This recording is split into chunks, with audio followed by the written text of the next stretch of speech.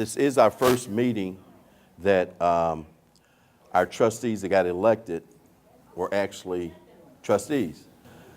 The trustees that, the candidates that got elected for trustee were sworn in this past Monday. That's Trustee Dwayne Muhammad, Trustee Robert Pearson, and Trustee Valerie Stubbs. She's downstairs getting some things in order for the Mother's Day breakfast. Today, I'd just like to have a session back and forth. If you got some complaints, some concerns, things that you want like us to address, I'm going to ask that the trustees say a few words. Matter of fact, why don't you come on up, Dwayne? You can introduce yourself and say a few words here. I'm not sure if I'm turning this. Morning. Can you hear me? Yes. Oh, this is unexpected. I wasn't expected to say anything, but since do I have a speech? No. First, I want to thank all of you who supported our ticket and that support the mayor and come out to these coffee with the mayors. I was thinking about it, how valuable these meetings are. I've been a resident here for 17 years. I know many of you have been here much longer. Actually, Trustee Pearson and I met a young lady who's been here since 1970. 1970. I graduated high school in 1970. And she was living here as an adult. And she was saying how she wants Dalton to return to how it looked at that time. And I think that's a realistic goal. And with the help of the mayor, Trustee Pearson and Trustee Stubbs, I believe we can make that happen. But before I jump to that, I want to also, can you still hear me? It sounds like it's dying on me. But before we go to that, these meetings are invaluable. I never remember in the history of Dalton where you can go and have access to a mayor and elected officials and to voice your concerns, your issues, your grievances. And we should take advantage of that. You know, if there's a tree that's a limb has been hanging over your property that you can bring and get some immediate resolve, a sign that's hanging down, some noise and that type of thing. So the way we take advantage of these meetings is to spread the word. Let your neighbors know that you need to come out. If you don't come out to the village board meetings, which are every first and third Mondays of the month, correct? At least come out to the second Saturdays to the coffee with the mayor. I'll check it out. Air your grievances and concerns. On this Mother's Day, I want to give all of you a happy Mother's Day greetings, although we know that Mother's Day is every day. Okay, and I thank you so much for this little time. Yes, ma'am. When are we going to get our deck fixed? You want your deck fixed? Okay, give me your address and I'll go out and I'll fix your deck. No, it's still Dorchester. I know. Let me answer. Let the mayor answer that. Thank you. I just was with the contractor last week, and that deck will be fixed within the next 2 weeks. Good morning, everybody. Thanks for coming out and happy Mother's Day to all you mothers. I'm not going to take a lot of time because I'm not long-winded like Dwayne. He said he wasn't prepared with a speech, but there you have it. I just want to say that it's a great feeling to have trustees that are going to work along with the mayor, and we're going to be able to accomplish things in this community. We've always known what needed to be done, and there's a lot of things that we were able to accomplish no matter how the vote went. The mayor had the ability to do certain things like cut trees and take care of the community and change policing and get crime under control. But there's a lot of things that he wanted to do that we couldn't do, and now we'll be able to do those things. You are the ones that we work for. When I go and talk to a resident, my heart is in taking care of what they want done to make life better in the community of Dalton. Is that better?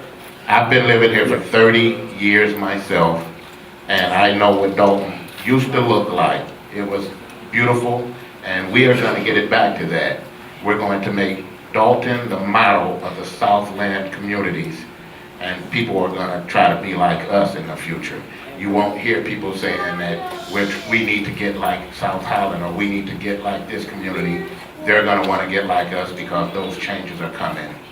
Just watch in the next several months the things that we do for your community, and I'm sure you'll be happy. And as always, my door is open, my phone number is available. If you have any problems and you can't get things done, you call me and I'll make sure it gets taken care of. Thank you. Some pretty strong promises. I'm a big promise. Thank you, Trustee Pearson and Trustee Muhammad. Okay, I'd like to introduce, I've made some changes here in the last week or so. Some of you that came out to the board meeting on Monday, we created a new position, an emergency management director's position. I was kind of dumbfounded to find out that we, in fact, did not have a emergency plan, evacuation plan in place with all the trains that we have running through this town. We have approximately 75 trains a day that run through Dalton. We're one of the busiest suburbs in regards to train traffic, 7 different railroads. So, and we didn't have an emergency plan in place. Some of you may have seen some of the train accidents that have occurred in other towns and other communities, chemical spills. We have to be prepared to handle those situations, get residents out if an evacuation occurrence happens, emergency situation happens. We have to be prepared to know what to do. So we put a director in place.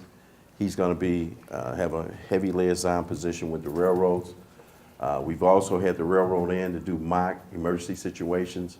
So we expect to have a plan in place that will train our first responders, that's the police, fire department, and even in some cases the public works department, to make sure that the community is safe and if, God forbid, we have one of those situations. I'd like to introduce you to our new fire chief, Steve Pete McCain. He's assuming the position of fire chief now. And you can come up and introduce yourself. Okay. Thank you, Mayor. Good morning, everyone. Good morning. Happy Mother's Day weekend for those who are mothers in the room. And I got a wife at home with mommy, and I got my mom, so I got a busy weekend ahead of me as well. So congratulate all the mothers in the crowd today, and I hope you enjoy your breakfast. I'd like to thank Mayor Rogers from the bottom of my heart. I appreciate the opportunity with the appointment, and the trustees here today who supported the mayor's appointment with me as fire chief. I'm excited, I am humbled, and I am blessed to have this opportunity to serve the village of Dalton. My office door is always open. If you guys need anything, please come over. I'd be more than happy to sit down. I got an open door policy and be able to answer any questions that any citizens have regarding fire and EMS safety. My main goal is to have a community-oriented fire department, which includes everyone in here. So any advice or any issues that you have, again, I'd like to incorporate that with our goals and objectives as we move forward with the Village of Dalton Fire Department. So once again, Mayor Rogers, I appreciate it, and I'd like everyone to give a round of applause for the mayor and the board of trustees. We'll give him a little bit of your background. Okay. Sorry, I'm not done yet. I've been in the fire service 15 years. I started off as a volunteer with the Guard Homes Fire Department in 2001. I was with the Village of Dixmoor for 10 years, 5 of which I was the fire chief from 2006 to 2011. I joined the Village of Dalton in 2009, and I took on some of the roles as a training officer, safety officer, fire prevention officer, career development, grant writing, things of that nature. And once my roles in the Village of Dalton exceeded my capacity of too many hours in a day, I left the Village of Dixmoor, and I wanted to focus on the Village of Dalton because this became my new home. And I'm very proud to be here. Excuse me. Big in education. I've been blessed to take a lot of certification courses, college courses, and really big in the fire service. Some of my other hobbies include meteorology and aviation. I went to Lewis University and got my plate full. I got, like I said, I was been married since 2008. I got 3 little ones. I got a 5-year-old, a 3-year-old, and a 9-month-old. So, yeah, it's crazy. So, but I live and breathe the fire service, and I couldn't ask for a better profession, and like I said, with a community-oriented fire department, we're really moving forward with career development, and we want to get career development within the community. We started a program at School District 205 with the high schools last summer. We're going to continue that as far as getting exposure to our young citizens in our community, as far as having an opportunity with the career in the fire service.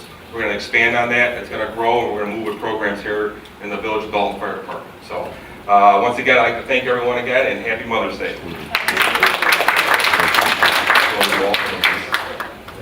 No, why don't you just read this program out? Okay. Last but not least, beginning in June of 2015, so next month, the Tuesday morning after each Village of Dalton Executive Board meeting, Village of Dalton Fire Department will perform blood pressure screenings, heart rate, blood oxygen, pulse ox readings from 9 to noon on the first and third Tuesday of each month at Fire Station 1. So at the board meeting, that'll be posted. We'll go over that at the board meeting, and it'll be posted. Yes, ma'am. I see the fire trucks out with the trainees, Yes. they train outside. Yes. Why did they pick Dalton to do that? I mean, the Dorchester. Oh, the training site? Yeah. Oh, that was our testing. Yeah. Yeah. Every 2 years, we do a test, and they utilize the Dorchester site because of its space. Okay. Because they had different practicals that they had to complete in order to meet the requirements for the testing. Yeah. We also utilize a house off of California and Greenwood, which was graciously donated for us, and we'll be doing evolutions there with surrounding communities as I well. thought it was trouble, but now I know Yeah. it's just training. Yes, just training. Okay, thank you very much. Appreciate it.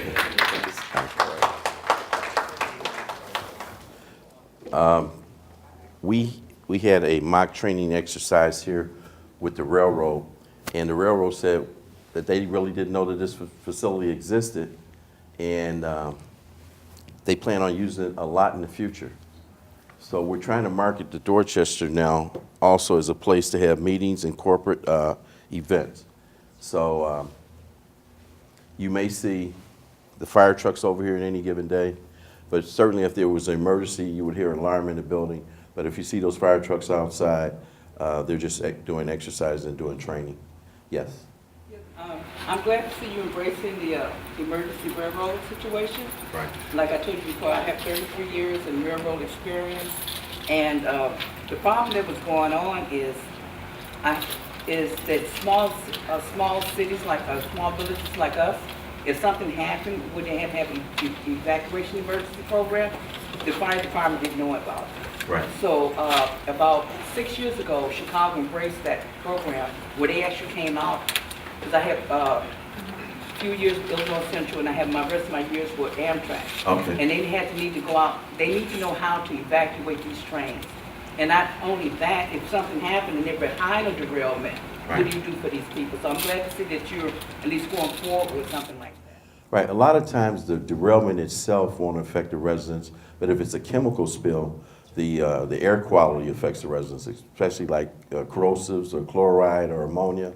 So we want to be prepared for that and have a plan in place to make sure, especially the people in the valley area, to make sure that we can get them out or properly protect them.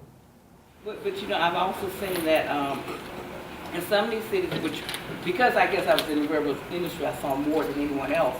I mean, people do really crazy things like put carts in front of the train to see what would happen. I mean, but see, at least I'm appreciative of you going forward with saying, okay, if this happens in Dalton, what is our plan? And what is our plan of helping people or helping the yards? So what do we do? I mean, Right. it's something that's a good thing. Yeah.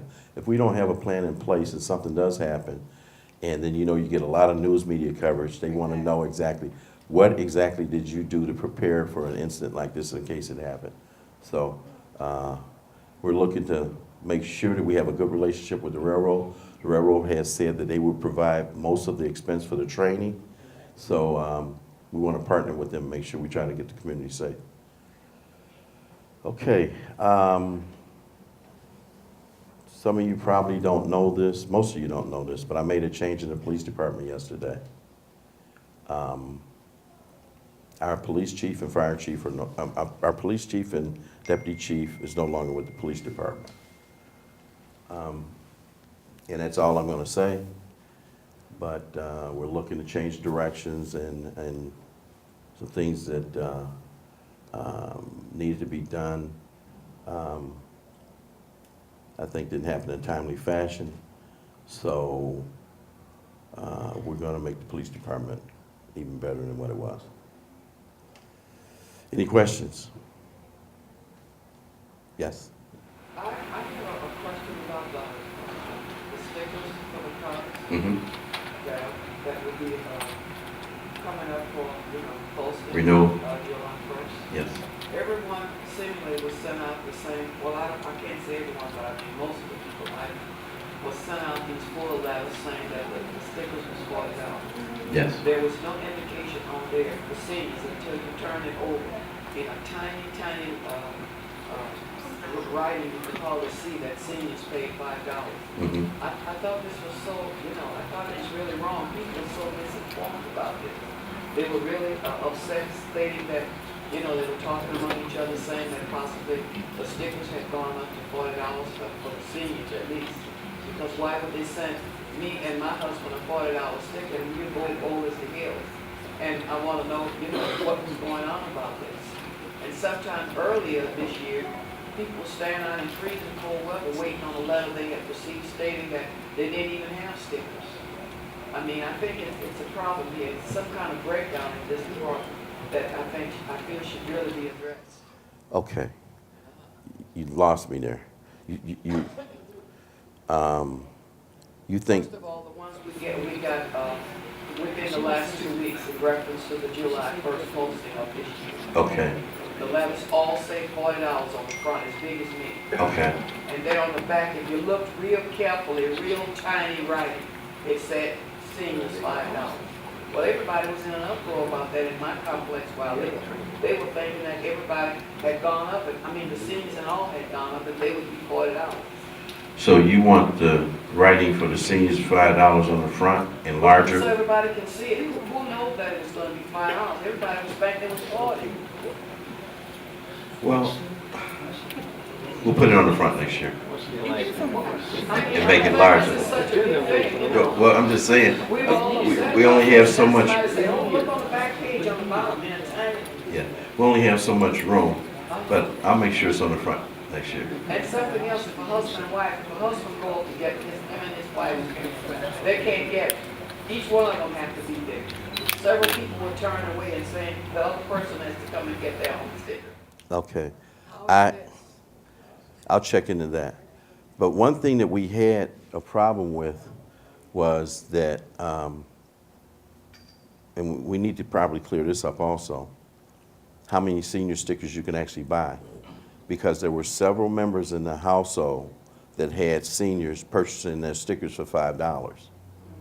So if they ask you for identification to prove identity, that you qualify for a $5 sticker, that's a measure that we need to go through.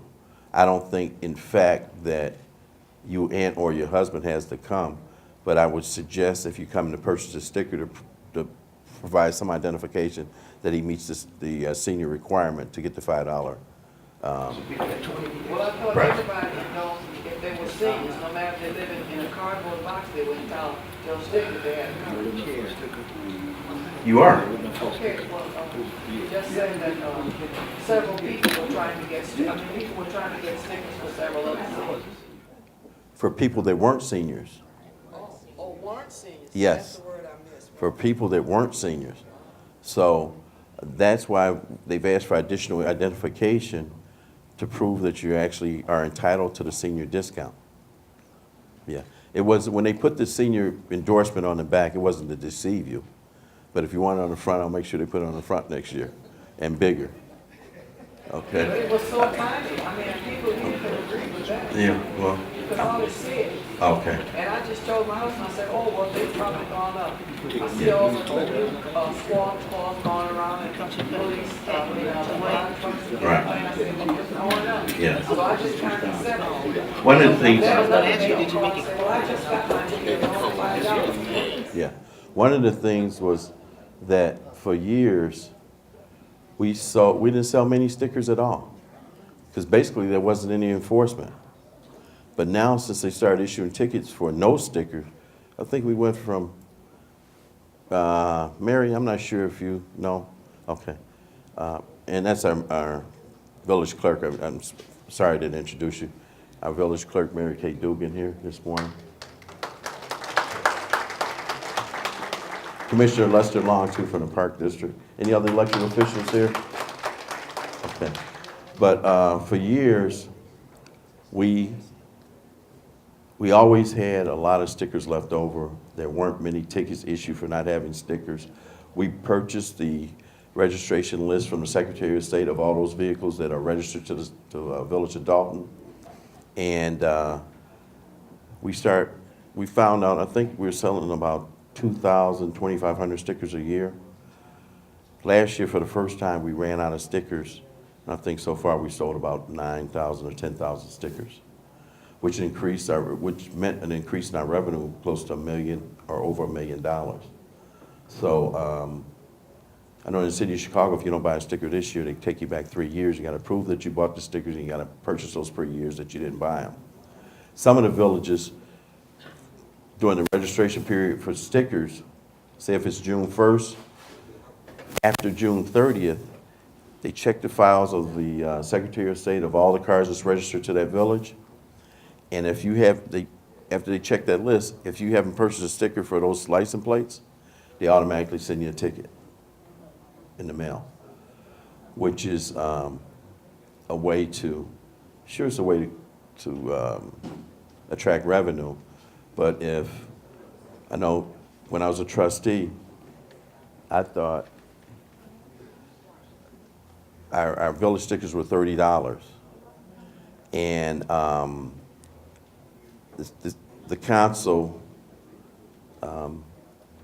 raised the stickers cost from $30 to $40, and saying a way to increase the revenue. Well, I voted against that. I was the only member of the council to vote against that because I thought that what you were doing was penalizing the people that actually bought stickers.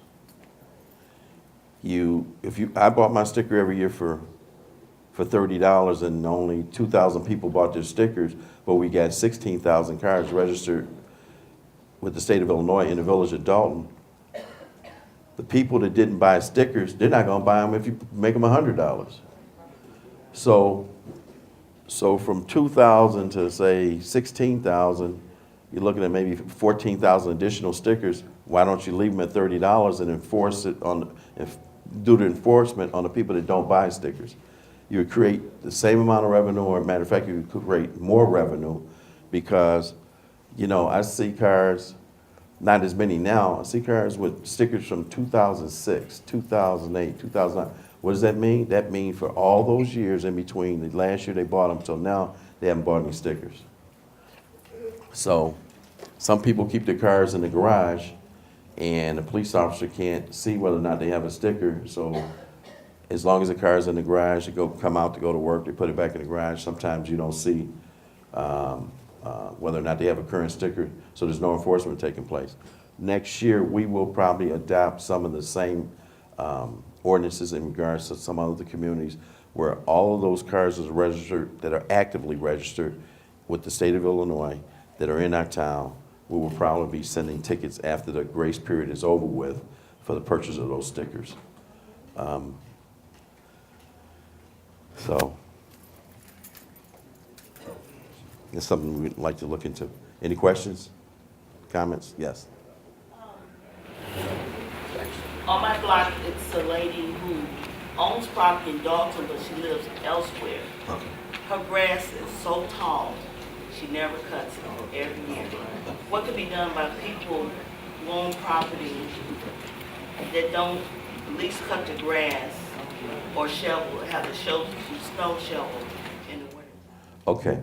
Right behind you is the superintendent from Public Works. Give him the address. And sometimes you may think that when there's tall grass or an abandoned building, we have not did anything against the person. But we may be issuing tickets, and in some cases we will cut the grass or board up the house. But before that property can be sold, we have actually a lien on that property, and they have to clear that, all those fines up before they can sell that property. So there are some cases where we've taken corrective action by issuing a ticket, but you actually won't see it until the house is actually sold. You probably won't even see it then, but we know in fact that those fines are paid before the house is sold. We sold 311 houses last year between January and October. So abandoned houses and vacant houses are a problem, but as we sell houses,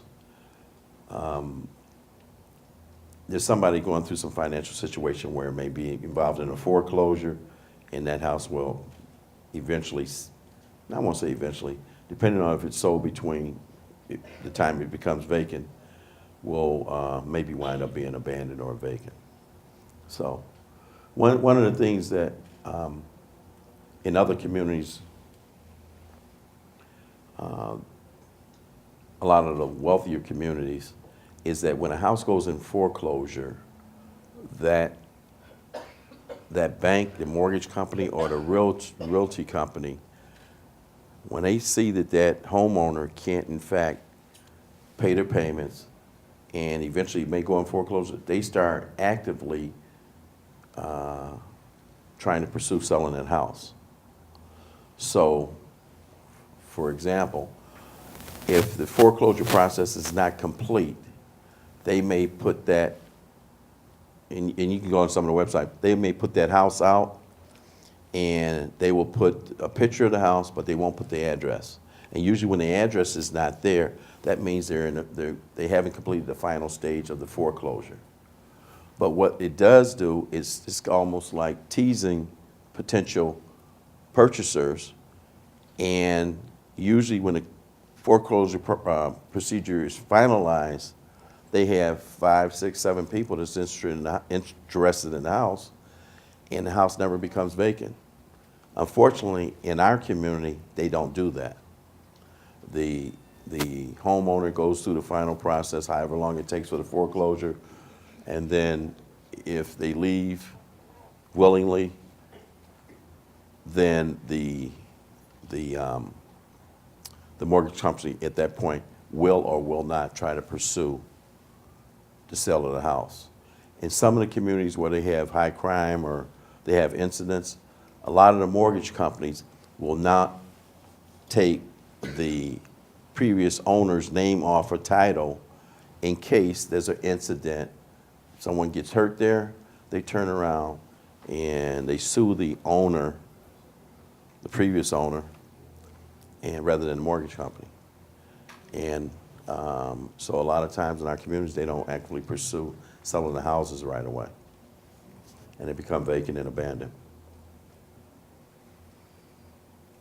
One of the things I want to say is that if you're unfortunate enough, or somebody you know unfortunate enough to go through a foreclosure procedure, the number one and the most important thing is that never miss your court date.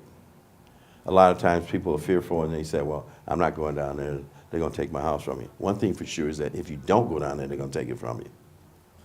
What happens when you go down there, whether you have a lawyer or not, they say, well, I can't afford my mortgage payments. Certainly I can't afford a lawyer to go down there and represent me. But the courts are very lenient in regards to foreclosures. Depending on what time of year, if you got children in the house, depending on your circumstances, a lot of these judges listen, in fact. But if you're not there to represent yourself, at least in the initial stages, or have an attorney represent you, they do exactly whatever the other defense wants to do against you. And 9 times out of 10, they want to accelerate the foreclosure process so they can get paid, and it's off the books of the mortgage company. So even if you don't have a lawyer to represent you, go down there and just ask for some time. Your Honor, I lost my job, whatever the situation may be. I need time to get an attorney. They'll usually give you 30, 45, 60 days. You can come back after that time has expired and see, Judge, I still don't have enough money to get the attorney. I gave him a down payment. I'm still trying to bring him on board. Can have a little more time. They usually will give you another 30, 45 days. Some of these foreclosure processes before you actually have to leave the house. You can be in there for another 18 months. And at that time, you see that you cannot resolve the foreclosure issue and pay the delinquency. In a lot of cases, these mortgage companies add all kind of different fees on top of it. You may have missed 3 payments at, just say $500 a piece at $1,500. By the time they take you to court, at attorney fees and court fees and things like that, you may be at $5,000 or more. And unless you can cure that default on the mortgage, then the attorneys that represent the mortgage companies will ask for an accelerated foreclosure, and then will come in and try to take your house right away. And in some cases, depending on your house, the condition of the house, they may go to the sheriff's department and try to jump ahead of some of the other evictions. One of the things that you do not want to do is that if you get a notice, if it goes that far, you can't make the house, you can't cure the default. One thing that you don't want to do, you don't want to get a letter from the sheriff's department. You don't? Okay. One thing that you don't want to do is that if you get a letter from the sheriff's office and saying that, you know, you're eligible to be evicted, don't take that letter seriously. Because you don't want anybody knocking on your door at 6 o'clock in the morning and with the sheriffs and movers and put all your items on the street. So there's Catholic Charities and some other organizations out there that will help you during the foreclosure process, or if you are unfortunate enough to get to the eviction process, to try to find temporary housing for you to assist you with. Okay, any more comments? Okay. All right. All right. Channel 4 is back up.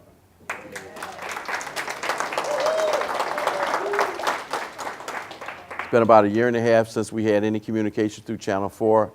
I know that some of you don't have Comcast, whether you can afford it or not, but we're also looking into the option of AT&T with, what do you call it, UVerse, to try to bring the presentation of meetings and different news-worthy items that happen in the village. And eventually, probably within the next 60 days or so, we're going to be bringing back the community newspaper, The Sentinel. So some of the residents that don't have Comcast at least will be able to get a paper in your hand. That will go out to 9,200 households to try to bring you up to speed in regards to things that are happening in the village. So one of the biggest things is that when we can't communicate with the residents, they think nothing's going on. There are some things that happen that you can physically see some of the improvements. So, but there are a lot of things that we do that you don't know that's going on that will in fact affect you. So we want to make sure we have good communication with the residents, and some of the things that we need to do, we will do.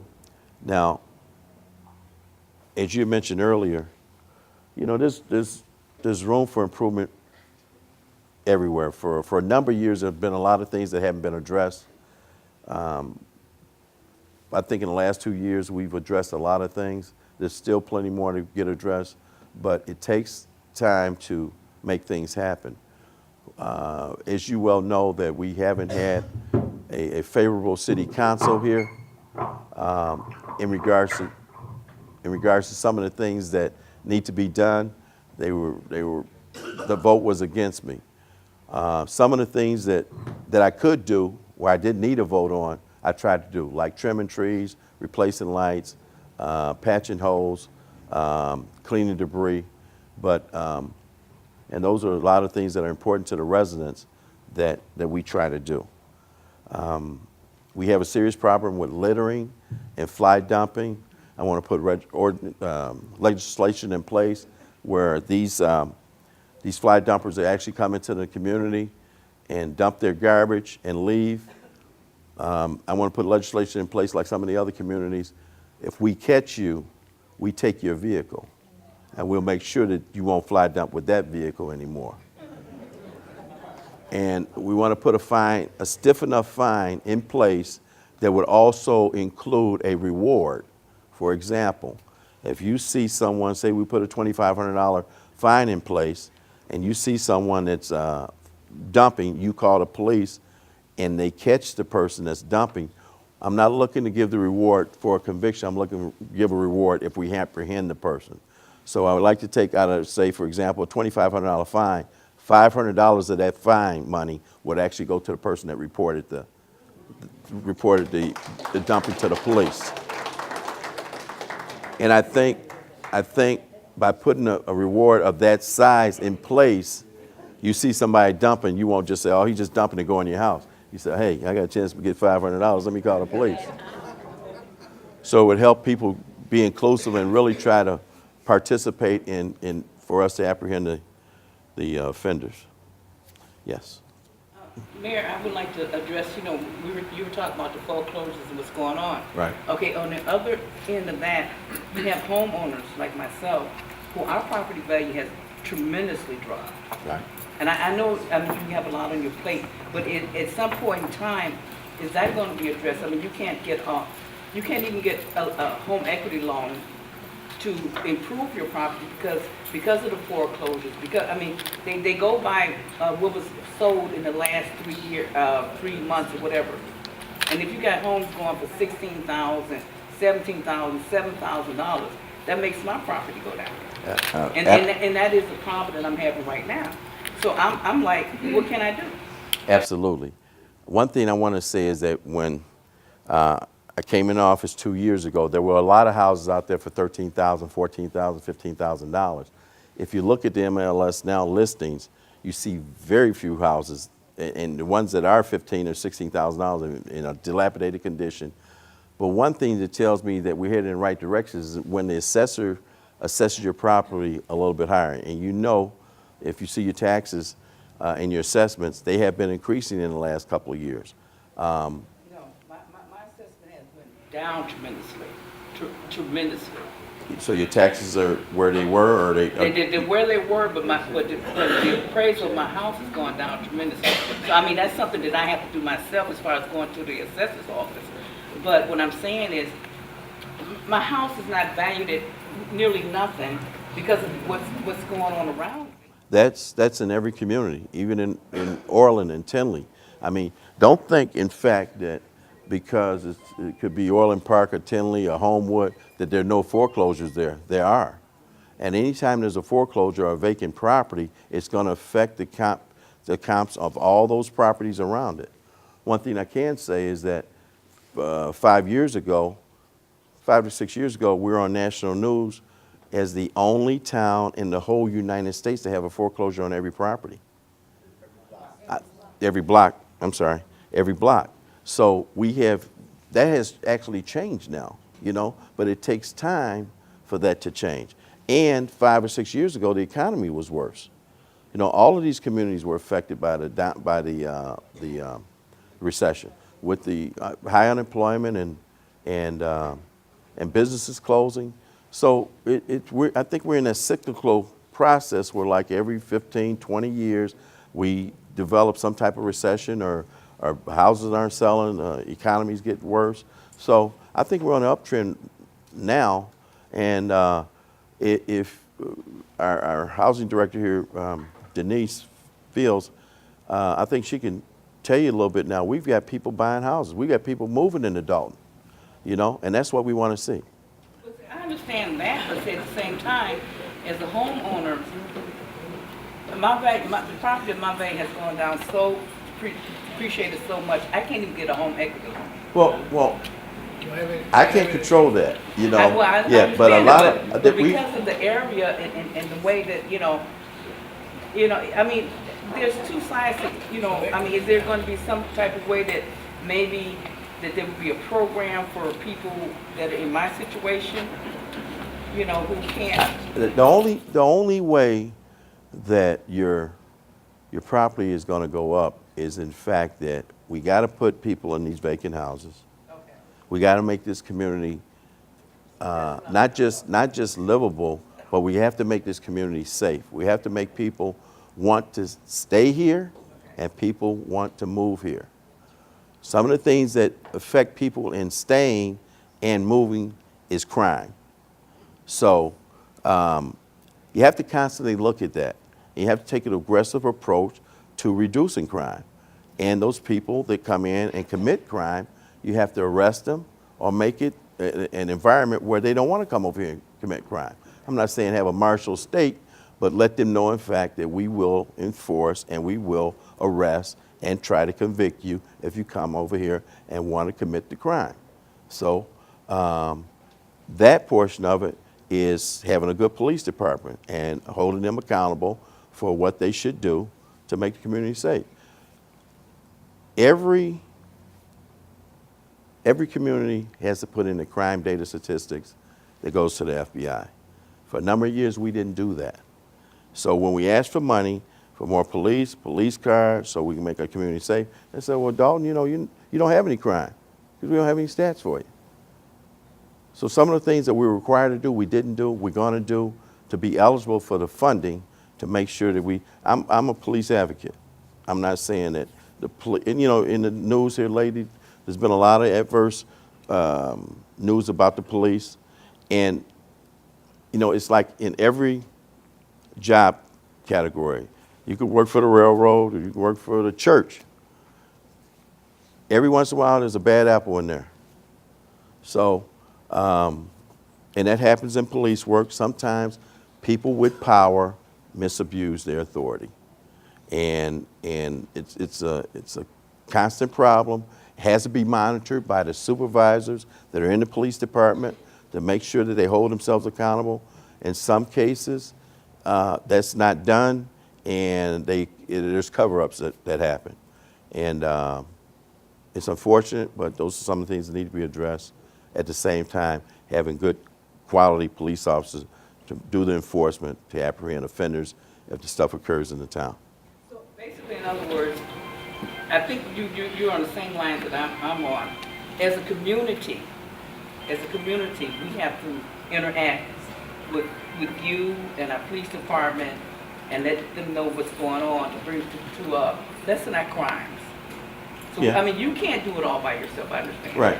But as a community, I think we should all get together and work with you to bring Dalton up and where it should be. Well, I mean, you can have good neighbors, you can have bad neighbors. You have people that take care of their property, people that that do not take care of their property. I think owning a home is one of the biggest investments that the average person can make in their lifetime. You buy the house for $30,000, you get a 30-year mortgage on it, you pay $150,000 of it by the time you finish your mortgage because of all the interest that they charge you over the 30 years of carrying the note.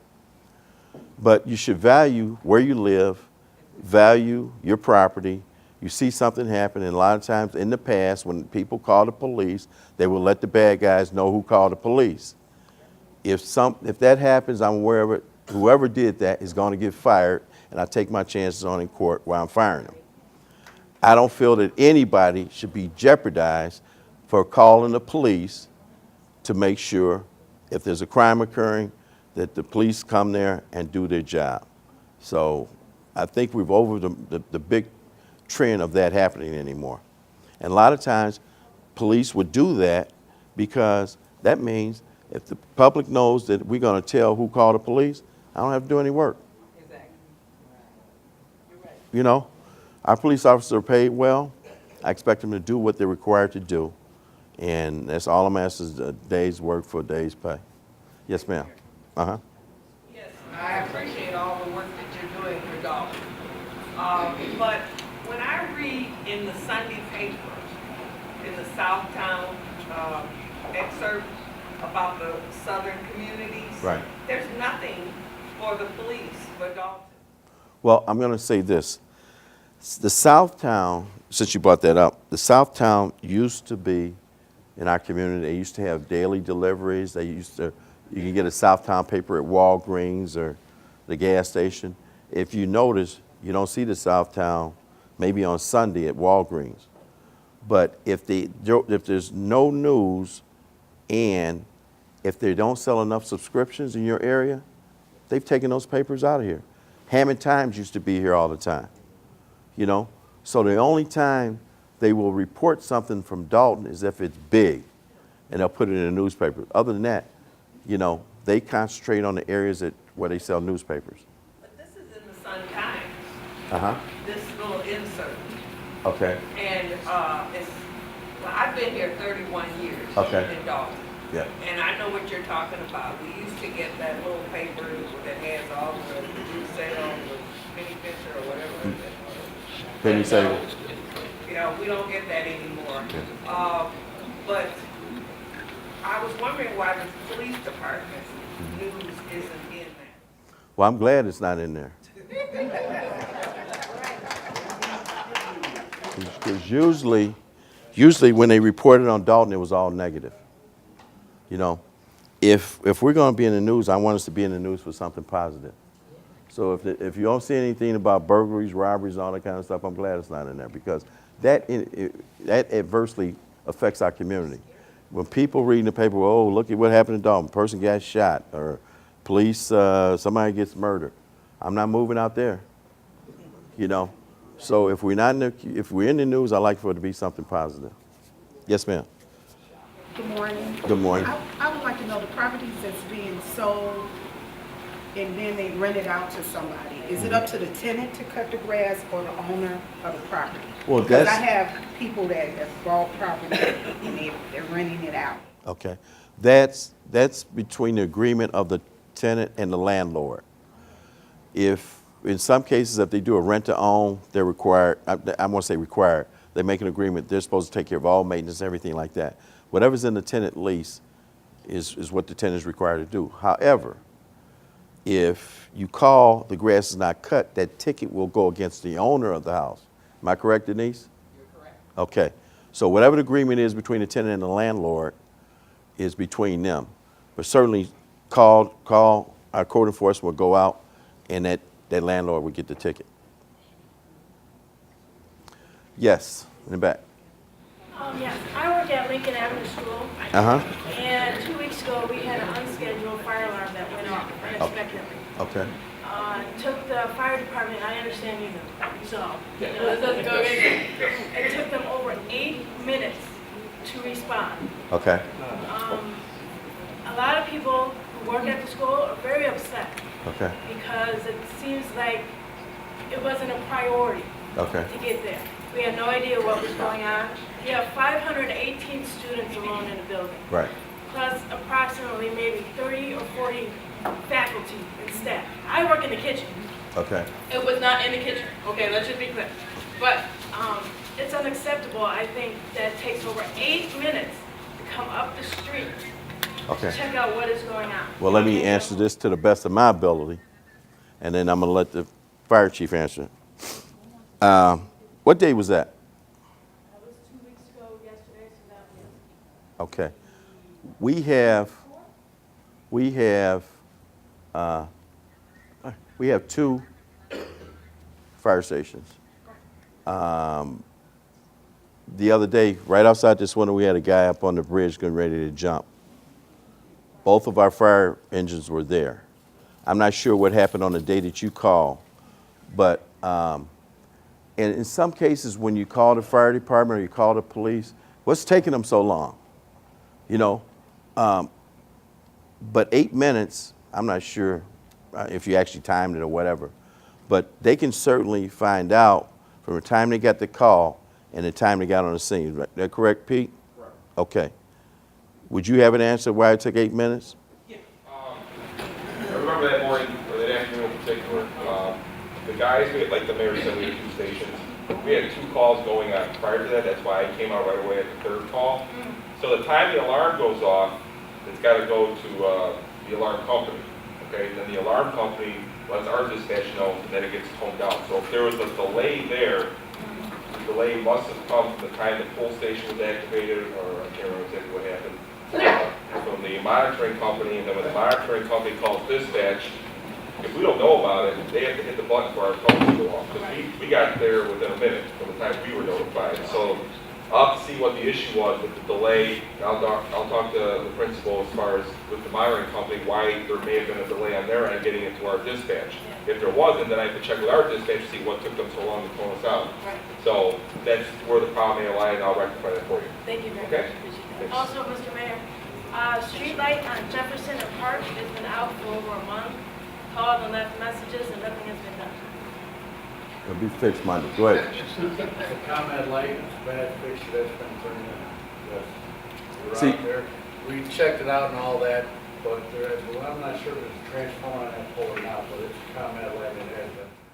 See, sometimes you may call because the street light is out. The lights that are on the wooden poles are ComEd lights. The lights that are on the metal poles or steel poles are the Village of Dalton's lights. In some occasions, depending on where the light is located or the darkness, I tell the Public Works, go ahead and fix the ComEd light. And we actually fix it. They don't like us doing that, you know? So that's why there may be a delay in some of those street lights getting repaired. But we have fixed probably a good 30 or 40 ComEd lights because when we've had those lights that are out in sequence in the area and that area is completely dark, we change the fixtures on it, we change the light bulbs on it. Okay, I'd like to conclude this coffee. Okay, one more question. It's 9:30. I want to make sure you get seats downstairs. Yes. Yes. Okay. On Dobson Avenue from 154th Street on down, there are lots of chuck holes on the street. It's very rough and it really needs to be resurfaced. Right. What are the chances of that being done? Slim and none right now. We keep repairing them, but the average block costs us about $200,000 to resurface it. So I like to get the funding. That's one of my main priorities is trying to get some streets done. Dobson, Minerva, Michigan, Wabash, Ed Brook, you know, all need repairing. But we just haven't, and it doesn't look like we're going to get much funding with the new governor came in and cut. He's cutting every town out of money. Our town equates to $1.2 million that's going to be cut. So I hear what you're saying, and like I said, it's one of my priorities, but we just don't have the cash to get it done. Okay? Yes. I would like to resurface Minerva too, especially 15400 block. It's terrible there. Yeah. I got a problem with flooding. You flooded yesterday again. Where at? Second year, 143rd? Right. There's something wrong with one of those things. One of those manholes. Last year, they were supposed to come out there and clean that manhole out, but they did not do that. I'll make sure they clean it Monday. I took some pictures yesterday so that I could show it to you. Okay. I'll make sure they clean it Monday. It's right in front of my house. Okay. And I told you last year about my basement flooding. Yeah. And that fire hydrant needs to be painted too. Paint it. I want to make sure it works. You gonna make sure? But You make it work, 'cause that flood, I'll show you the pictures. I'll tell the public works person to make sure they clean the sewers over there.